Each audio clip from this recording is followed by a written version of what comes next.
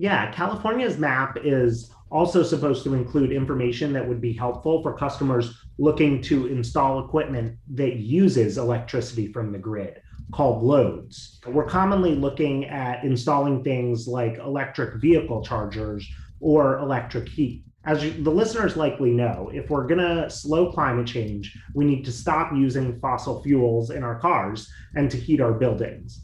But in order to really decarbonize the transportation and building sectors, California plans to use renewable electricity to charge the batteries in electric vehicles and to heat buildings. As rooftop solar and other distributed energy resources continue to grow, we need more information about where on the grid it can best plug in. In most states, developers have to ping the utility company for information for every site and size of project. But some states are making things easier. Yochi Zakai, attorney with Shute, Mahaly, and Weinberger, representing the Interstate Renewable Energy Council, explains the purpose of a hosting capacity analysis and how it can help facilitate more clean energy resources in your neighborhood. I'm John Farrell, Director of the Energy Democracy Initiative at the Institute for Local Self-Reliance, and this is Local Energy Rules, a bi-weekly podcast sharing powerful stories about local renewable energy. Yochi, welcome to Local Energy Rules. Hey, John. Thanks for having me today. So I always like to know a little something personal about folks who are on the program, so I'm always mining bios before these conversations, and I see that from your bio that you brew beer. So this is a very into the weeds pun. So this is about that integration capacity analysis, ICA, out there that you were working on in California. Have you ever attempted any brews that you give a name that alludes to your work, like a double ICA? That's a good idea. Unfortunately, I have not. I'm a new father, so recently my brew schedule has taken a back seat to parenting. But last year my brews were all baby themed, so I had a third trimester ale and a bébé French saison. That's wonderful. I definitely appreciate folks who are able to find good punny names, and I think I worked really, really hard to try to come up with double ICA, and I apologize for that and to everyone else listening. But I certainly am sympathetic. Congratulations on being a new father. That is a lot of work, and it's completely understandable that the brewing might fall off for a little while. That's right. Hoping to pick it back up soon. Yeah.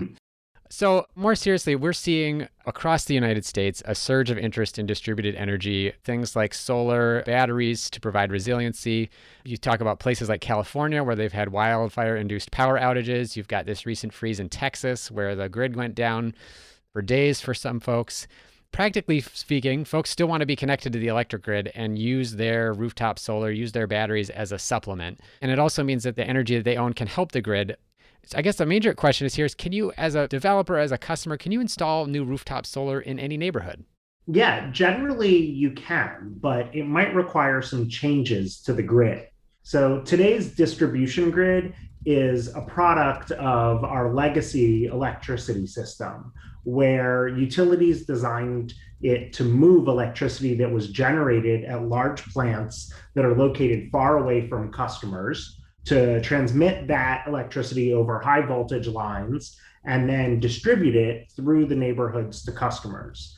And the grid was built for this one-way flow of electricity. But as more customers decide to install generation in their homes, the way that the distribution grid operates is also going to change. Instead of having this one-way flow of electricity just from the utilities plant to the customers, electricity produced at one rooftop might end up serving the needs of other homes on the same block or even around the same neighborhood. Utilities didn't build the distribution grid to handle this two-way flow of electricity. So sometimes a utility is going to require upgrades to the system in order to facilitate the connection of new distributed generation. While most of the time customers can install rooftop solar without a problem, in some cases, especially in areas that have a lot of other generation, expensive upgrades can be needed. What we're talking about might be, I think, Adam Browning of Vote Solar was probably the first person that I came across who was talking about solar being contagious. And this is that effect where you see someone in your neighborhood who's got it, you go to find out a little bit more about it, you realize, hey, this is a good deal, you'll do it too.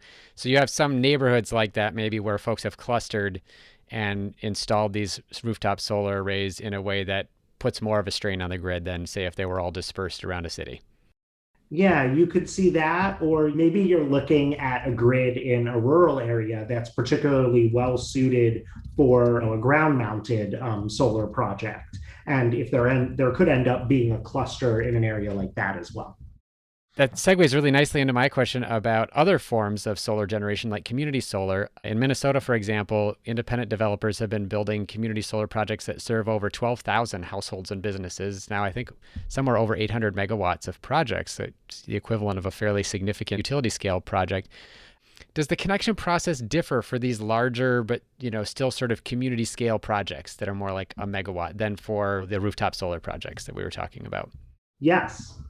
Larger projects are more likely to trigger those expensive grid upgrades I was talking about. Community solar developers put a lot of work into figuring out where to site their projects. They're going to consider who wants a solar project on their property, the average intensity of the sun in the area, local permitting requirements, and, as I mentioned before, the potential for the expensive upgrades. So, in most states, solar developers don't have any publicly available resources, which help them figure out which sites are more likely to trigger these upgrades or which can host new distributed generation without upgrades. So, in this case, developers end up sending utilities a lot of speculative applications for projects. And then they make the decision to continue or not after they hear back from the utility if the site can actually host a new project or not.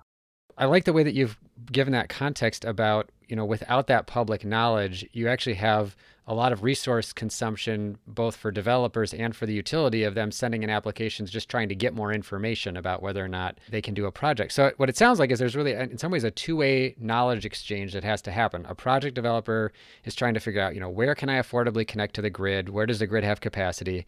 And the utility is wanting to know where are folks trying to plug in, and if there are any barriers to the grid infrastructure. They also need that information. And that's where these studies that I sort of preface in the introduction, they're either called an integration capacity analysis or a hosting capacity analysis, come from.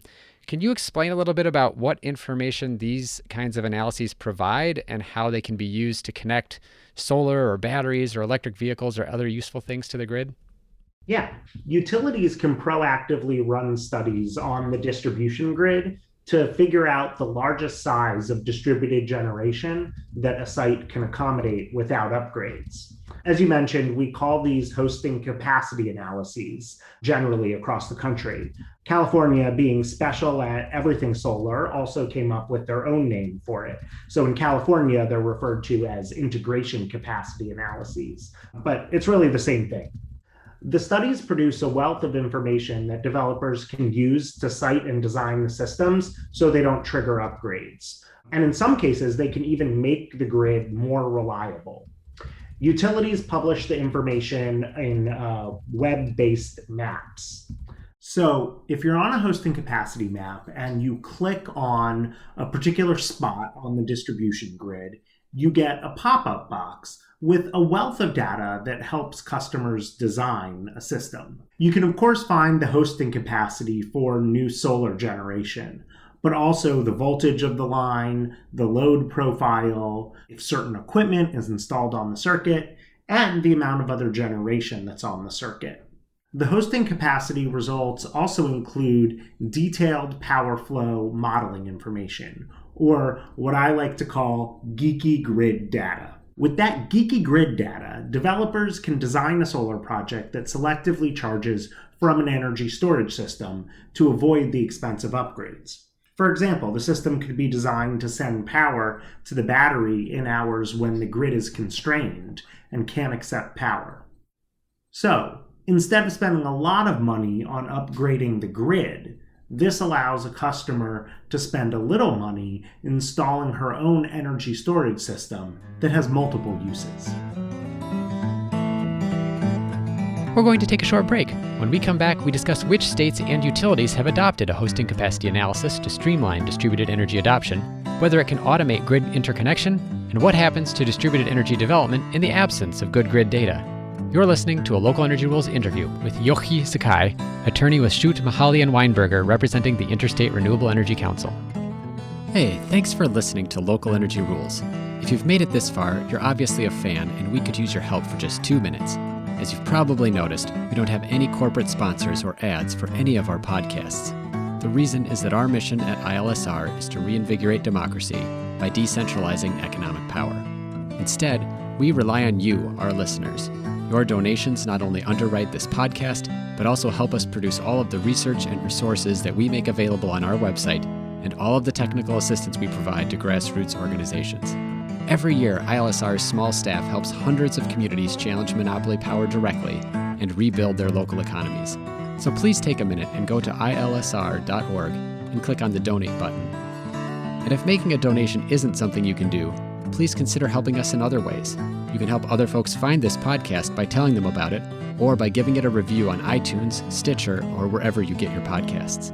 The more ratings from listeners like you, the more folks can find this podcast and ILSR's other podcasts, Community Broadband Bits and Building Local Power. Thanks again for listening. Now, back to the program. I love this idea about how that detailed information can allow these projects to sort of play nice with, at a minimum, or even better, support the grid. I guess one key question is, how many places around the country can you get a map like that and see what the grid is like and how you can plug in? Is this widespread, like lots of utilities are doing this, or is this not such a common thing yet? It's becoming more and more commonplace in areas that have robust distributed energy resource markets. So we're seeing maps currently published in California, New York, Massachusetts, and Hawaii. And there are a lot of other places that have either published maps or looking at exploring to publish maps right now. So it really is something that is gaining traction, both among some utilities that are publishing it voluntarily, like Pepco in the Mid-Atlantic, and others that have been required to do so by their regulators, like NV Energy in Nevada. You know, the idea behind these studies is that the more easily accessible information that's out there about the grid, the more cost-effective distributed energy we get clean electricity, we're supporting folks during grid outages when they have energy storage. Let's talk about one of these states that is sort of leading on this, that's got a lot of distributed energy. What's happening with the integration capacity analysis in California? How is it being improved beyond having that information already on a map? Yeah, California's map is also supposed to include information that would be helpful for customers looking to install equipment that uses electricity from the grid, called loads. We're commonly looking at installing things like electric vehicle chargers or electric heat. As the listeners likely know, if we're going to slow climate change, we need to stop using fossil fuels in our cars and to heat our buildings. But in order to really decarbonize the transportation and building sectors, California plans to use renewable electricity to charge the batteries in electric vehicles and to heat buildings. When these maps were first published, IREC noticed that the results provided for the load hosting capacity analysis appeared to be wrong. Utilities agreed with us that it didn't seem quite right, but in the initial rollout, they prioritized completing their maps and the integration capacity analysis tools for solar developers instead of for those who are looking to install new load. So IREC filed a motion with the California Public Utilities Commission, which regulates the state's investor-owned utilities, to ask them to order the utilities to come up with a plan to make the load hosting capacity analyses more useful for customers who are really seeking to design and site electric vehicle chargers and new building loads. In January 2021, the commission issued an order requiring utilities to begin that process and make other improvements to the map. IREC's really looking forward to working with the utilities to see these changes implemented. Oh, yeah. So to me, this is fascinating because when I have been looking at the hosting capacity analysis and the work that we've done directly in Minnesota, we have been almost entirely focused on this notion of where can we plug in new power generation and not where are we going to use energy. But of course, in a state like Minnesota, when we talk about building electrification for like heating load, that could be a really big load because we're talking about a lot of heating need in the winter. Is that kind of information the sort of thing that like a homeowner is going to need in order to electrify their home heating system? Or are we talking more about it would be a commercial building or like a a DC fast charger or a high capacity charger for an electric vehicle? It's a good question. I think it has uses for both. Certainly, the two things I like to talk about with hosting capacity maps are both the siting and the design elements. So if you're someone looking to install an electric vehicle charger, it's likely that you could consider putting that at one of multiple sites. Or if you're looking to design a heating load that's going in a particular building, you can't move the building, so it's going to go in one place. But what you could do is modify the design of the system, such as to use a more efficient system, which would decrease the total load and mean that you could connect without upgrades. Or you could say, well, I think what I'm going to need here is a battery system in addition to my new loads, or a solar system in addition to my new loads, which would allow me to reduce my total impact on the system and avoid those expensive upgrades. Yeah, let me actually ask you specifically about that, because I realize we haven't said it out loud, something that you and I both know, but typically the policy on the electric grid around the country is he who requires the upgrade pays for the upgrade, right? So that's why this kind of analysis is helpful, is if I can find out ahead of time I'm going to trigger a need for an upgrade, I can then go about avoiding triggering that expense at all by designing my system in a different way. Yeah, there have been certain states, such as California, that have decided that the need for a grid upgrade, which is triggered by a small residential rooftop system, should be shared by everybody who pays for the electricity grid. But that's the exception and not the rule. And in most states, what you see is even for a small rooftop solar system, if you're the last person in the neighborhood that wants to add solar and you end up being the new system that triggers that expensive upgrade, you're responsible for the cost of that entire upgrade, even if there are a dozen other systems in the neighborhood that came before you that are contributing to the need for that upgrade. I feel like we could spend an entire episode just talking about that policy by itself and the implications it has for how we're going to electrify the grid system and how California is thinking about that differently. But I want to ask you some more specifically about this hosting capacity analysis, which I think is really important in terms of the near-term impact.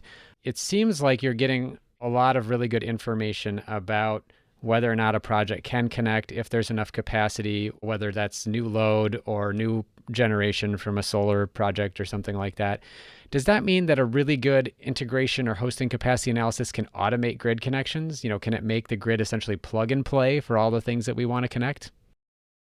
Unfortunately, it's probably not possible to automate all the new grid connections, because if the grid is not designed to manage fluctuations, the consequences can be as insignificant as a wall clock showing the wrong time, or as severe as burns and fires. So hosting capacity analyses can be used to automate and increase the precision of some of the most problematic technical review processes that the utilities use when they evaluate new grid connections. Last fall, California became the first state in the country to make a final decision to use the hosting capacity analyses to automate some of these processes. But it's not possible to completely automate them, but certain parts of them can be. IREC was really excited about this decision out of California because it means that developers are going to be able to rely on publicly available maps to design and site projects, and be fairly certain that the projects will be approved if they're within the size limits provided on the map. That means that developers are going to spend less money designing projects that would require expensive upgrade, and utilities are going to spend less money reviewing projects that won't get built because customers can't afford the upgrades in the first place. I think this is it highlights such an interesting issue about cost allocation in a way. And this has come up before when I've talked with folks from the Clean Coalition, who also do a lot of work in California, about a bidding process for procurement for new renewable energy. But we are so focused on, in a Public Utilities Commission proceeding, about the costs to utilities and utility customers, because those are transparent. We know those. Utilities will obviously volunteer that information when we talk about how we're going to do new policy. we don't often talk about the costs to independent developers, right? Like there's hundreds or thousands of companies now that are developing distributed energy resources in California. If the hosting capacity can really, a really well-designed one can cut down on the time and money they spend developing projects, well, that's better for everybody, but we don't necessarily see that on a spreadsheet in a proceeding in the same way that we might what the utility would talk about. Is that something you ever have to contend with about how do you deal with the fact that a lot of these costs are sort of off the balance sheet in those proceedings? It's a question that utilities like to bring up a lot. They ask, what is the cost benefit of the investment in a new tool like these hosting capacity maps? And unfortunately, we have a really hard time finding both sides of the balance sheet when it comes to these hosting capacity analyses. Utilities aren't separately accounting for the processes that it takes to develop these hosting capacity maps. So we don't have a clear sense of exactly what it takes to develop and publish these detailed maps. And as you mentioned, from the other side, developers have a hard time saying, I saved this much money by not filing a speculative project, because they're just doing their jobs better and designing better. There isn't really a strong counterfactual that you could compare to. So it's really tough if there's going to be a regulator that is going to ask for a very strict cost benefit analysis using quantified dollars. This is going to be something that is difficult to justify, and the utilities have done their part of it by not consistently and accurately recording the costs associated with these projects either. Mm-hmm. So, California, like you said, has done a couple of things good in the last 6 months. We've got some automation now using the integration capacity analysis in the interconnection process. Some things are going to be more streamlined. And then now you've got this additional analysis around load and electrification. What happens without these kinds of changes? Or when utilities in the many different places across the country where utilities don't do this, does it mean that it's literally harder to connect things like rooftop solar or do building electrification? For sure. Delays in the utility study project are unfortunately really common in areas with active solar markets. And when you don't have these types of grid transparency tools that IREC is promoting, projects take longer to get through the study process because they get stuck there when they don't need to. And there tend to be more projects stuck in the study process as well. Is that, just out of curiosity, I know that the Minnesota Public Utilities Commission recently fined Xcel Energy $1 million for delays in interconnection for, I think in particular, community solar projects. Is hosting capacity, for example, a better analysis, a way that they could help solve that problem by making sure that there's more information available to developers? Certainly, yeah. And as we mentioned, Xcel does have a hosting capacity analysis available. But unfortunately, there's one big problem with Xcel's analysis, and that's as of now, it's only updated annually. And so developers have this like one snapshot in time that they can look at, but that snapshot is really old, and they're trying to use it to design projects throughout the year. So we've consistently been asking for a monthly update to the analysis, which would help Xcel manage that backlog. I was just thinking about having spent some time in their hosting capacity analysis spreadsheet as well, that based on the amount of community solar we see developed every year, somewhere between 100 and 150 megawatts in recent years, and the amount of hosting capacity that Xcel has reported, we're talking about as much as like 10 to 15% shift from year to year and how much capacity might be available. So a year is a long time to wait when that kind of change is happening. Yeah, projects are being proposed every month of the year. So there's really no reason to wait for an annual process to make the update. So I kind of alluded to this earlier, but is California the only state that is requiring utilities to do this kind of analysis?